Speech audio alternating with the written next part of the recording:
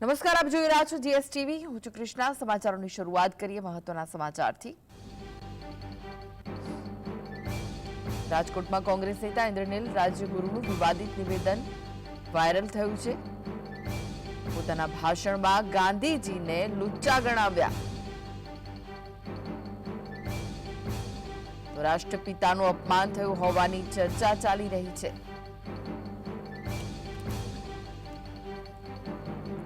રાહુલ ગાંધીને મહાત્મા ગાંધીથી પણ મહાન ગણાવ્યા છે.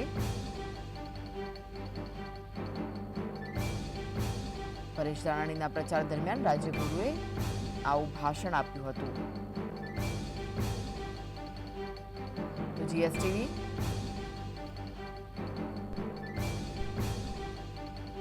દેશની ખબર ન હોય, પણ મને એક ખાતરી છે કે મારો નેતા જે આ દેશનો આવતા દિવસોમાં મારા શબ્દો લખવા હોય તો લખી લેજો. આ દેશમાં બીજો ગાંધી પાકશે તો એ રાહુલ ગાંધી હશે. એક સચ્ચાઈના રસ્તે. ગાંધીજીમાં તો ક્યાંક ઊંચાઈ હતી. આ તો માણસ સંપૂર્ણપણે નિખાલસ માણસ અને એકદમ અણિશીખ સાચો માણસ, જેને પપ્પુ ઠેરવવાનો પ્રયત્ન કર્યો ને એના માટે અબજો કરોડો રૂપિયા વાપર્યા અને એ અડાગ લઈને લડ્યા અને આજે દેશ એને સ્વીકારે છે કે નહીં, માણસ બરાબર છે. અને એ રાહુલ ગાંધી જયારે નરેન્દ્ર મોદી બફાટ કરે કે મારી 542 સીટ આવે છે તો આ દેશને એમાં કઈ નવાઈ ન લાગે. પણ રાહુલ ગાંધી એમ કે આ દેશમાં એનડીએની સરકાર બનતી નથી અને 140 થી 200 સીટથી વધારેની આવતી નથી, તો એમાં કઈક તથ્ય હશે. હું આપ સૌને વિનંતી કરું છું કે રાજકોટની સીટ એમાં ગણાય અને રાજકોટનો પ્રતિનિધિ કોઈ બને. દેશની ખબર ન હોય, પણ મને એક ખાતરી છે કે મારો નેતા જે આ દેશનો આવતા દિવસોમાં મારા શબ્દો લખવા હોય તો લખી લેજો. આ દેશમાં બીજો ગાંધી પાકશે તો એ રાહુલ ગાંધી હશે. તો જીએસટીવી આ વાયરલ વિડીયોની પુષ્ટિ નથી કરી રહ્યું. રાહુલ ગાંધીને ઇન્દ્રનીલ રાજ્યગુરુએ મહાત્મા ગાંધી કરતા પણ ઊંચા ગણાવ્યા. પરેશ ધાનાણીના પ્રચાર કરી રહ્યા હતા તે દરમિયાન તેમણે આવું નિવેદન આપ્યું છે. જીએસટીવી ન્યૂઝ જે વાયરલ થયા છે તે વિડીયોની પુષ્ટિ નથી કરી રહ્યું.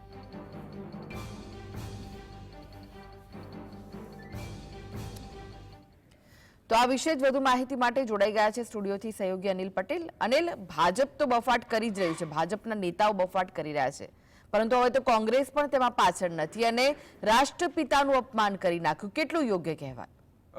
કૃષ્ણા, ખાસ કરીને જ્યારે પણ ચૂંટણી થતી હોય એવું નથી કે ભાજપ કોંગ્રેસ, તમે જુઓ એની પહેલા પણ જયરામ રમેશની વાત આવે, જે અલગ અલગ પ્રકારના તેમના નેતાઓ છે ભૂતકાળમાં તેઓ અલગ અલગ વસ્તુઓ કહી ચૂક્યા છે.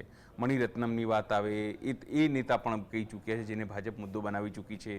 ઇવન રાજ બબ્બર હતા એ બોલી ચૂક્યા હતા અને જે તે સમયના પ્રદેશ પ્રમુખ હતા જ્યારે કોંગ્રેસના ઉત્તર પ્રદેશના, એ પણ પોતાની વાત મૂકી. પછી દિલ્હીમાં જે છે નેતા, એટલે મારો કહેવાનો મતલબ એ છે કે જ્યારે ચૂંટણી આવતી હોય છે ત્યારે અલગ અલગ પ્રકારના જે નેતાઓ છે એ પોતાની રીતે ક્યાંક ઉત્સાહમાં, ક્યાંક અતિ ઉત્સાહમાં, તો ક્યાંક ભૂલથી આ પોતાની વસ્તુઓ કહેતા હોય છે. આ જ શૃંખલામાં 2 દિવસથી તમે જુઓ પીએમ નરેન્દ્ર મોદી પણ હતા, એમણે પણ અનેક જગ્યાએ બફાટ કરી, ક્યાંક રાહુલ ગાંધી માટે વસ્તુઓ કહી. તો સ્વાભાવિક છે એના કાઉન્ટરમાં ઘણી વસ્તુઓ આવે. પણ સવાલ એ થાય છે કે જ્યારે તમે કોઈ મહાપુરુષ માટે, રાષ્ટ્રપિતા માટે કોઈ શબ્દો વાપરતા હો છો ત્યારે તમારે એમાં ખૂબ જ સાવધાની રાખવાની હોય છે. અને એવા કન્ડિશનમાં એક શબ્દ, નાનકડો શબ્દ ઇન્દ્રનીલ રાજ્યગુરુએ વાપર્યું છે, એ રાષ્ટ્રપિતા મહાત્મા ગાંધીથી પણ મહાન બતાવવાના ચક્કરમાં તેઓ આ ભૂલ બિલકુલ કર્યું હશે. કારણ કે જ્યારે તમે કોઈ પણ વસ્તુને સારી બતાવવાનું છે તો એની સામે કમ્પેરમાં તમારે કોઈ એક વસ્તુને ખરાબ બતાવવાની હોય છે.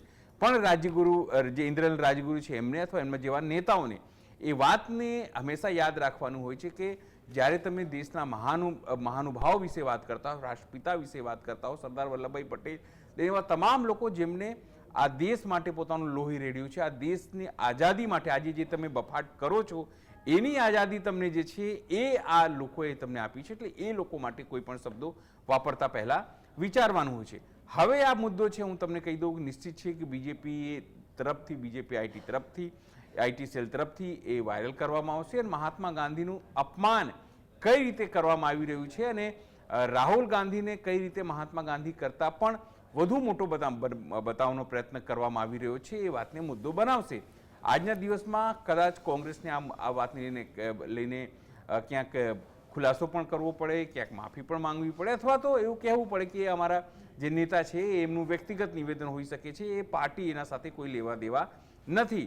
જ્યારે પણ આવી ઘટનાઓ બનતી હોય છે ત્યારે ભાજપ કે કોંગ્રેસ કે કોઈ અન્ય પાર્ટીને એવું લાગે કે એમના કોઈ નાનકડા નેતાથી આ વસ્તુ થઈ ગઈ છે અથવા તો કોઈ સિનિયર નેતાથી આ વસ્તુ થઈ ગઈ છે, ત્યારે પાર્ટી હંમેશાથી આવા સ્ટેન્ડ લેતી હોય છે.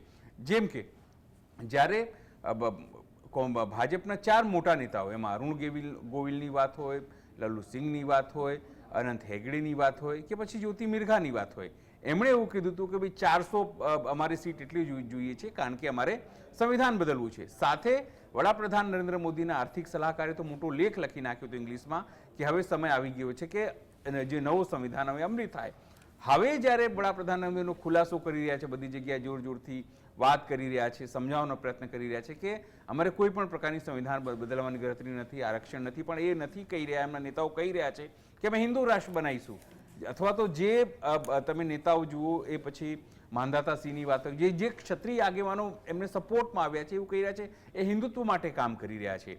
સીધી રીતે સંવિધાનની અંદર હિન્દુત્વ કે હિન્દુ રાષ્ટ્ર માટે કોઈ જગ્યા નથી, પણ છતાં હવે ખુલાસો કરવામાં આવી રહ્યો છે. એ જ શ્રૃંખલાની અંદર ઇન્દ્રનીલ રાજ્યગુરુ છે એ પણ અતિ ઉત્સાહમાં પોતાની વસ્તુ જે છે બોલવાની છે બોલી ગયા છે. પણ હવે પણ સવાલ એ થાય છે કે આવા નેતાઓ માફી માંગીને કે પછી પાર્ટી દ્વારા પણ એવા નિવેદન આપીને કે ભાઈ તેમનું વ્યક્તિગત છે, પાર્ટી આમાં કોઈ જવાબદાર નથી, આવું કઈ કહીને ક્યાં સુધી આવા લોકો છટકતા રહેશે? જ્યાં સુધી આપણા દેશની પ્રજા નાગરિકમાં નહીં બદલાય ત્યાર સુધી. કૃષ્ણા, જ્યાર સુધી તમે પ્રજા છો તો તમારો માલિક કે જેને તમે ચૂંટો છો એને તમે ભગવાન સંબંધી, ભગવાનની શ્રદ્ધા કે ભગવાન તરીકે તમે એને જોતા હોવ છો.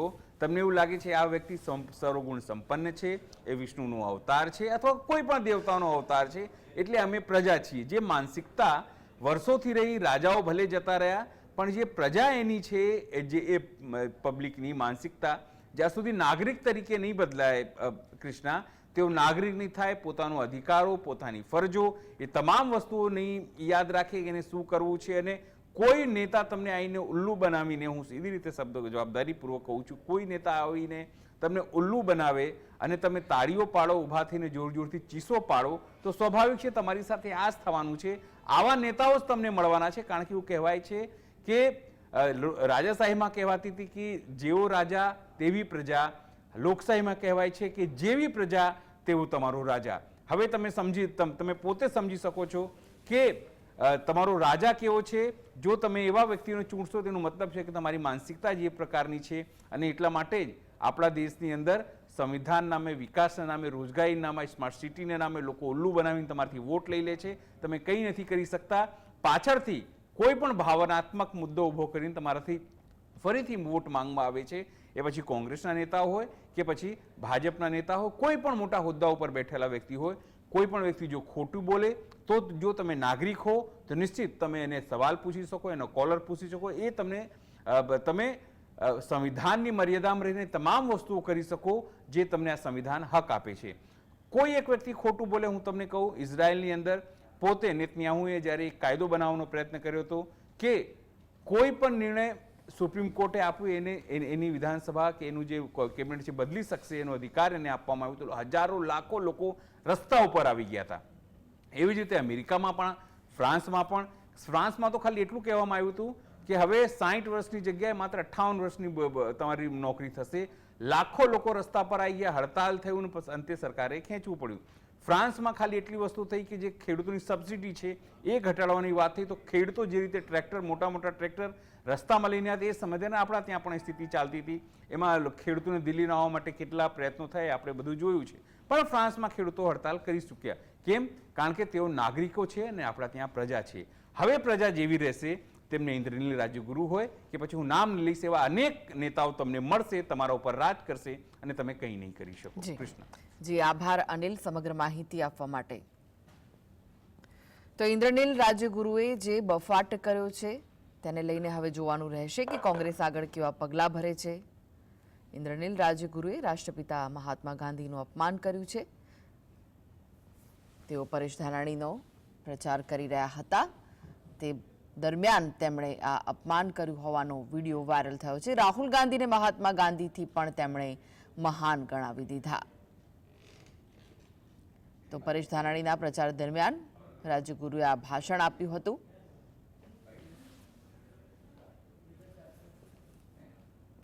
તો આવો સાંભળીએ ઇન્દ્રનીલ રાજ્યગુરુએ શું કહ્યું હતું.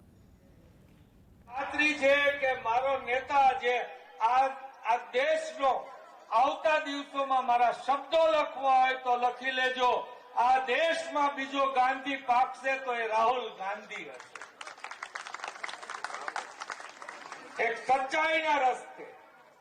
ગાંધીજીમાં તો ક્યાંક ઊંચાઈ હતી, આ તો માણસ સંપૂર્ણપણે નિખાલસ માણસ અને એકદમ શીખ સાચો માણસ, જેને પપ્પુ ઠેરવવાનો પ્રયત્ન કર્યો ને એના માટે અબજો કરોડો રૂપિયા વાપરા અને એ અડાગ લઈને લડ્યા અને આજે દેશ એને સ્વીકારે છે કે નહીં, માણસ બરાબર છે.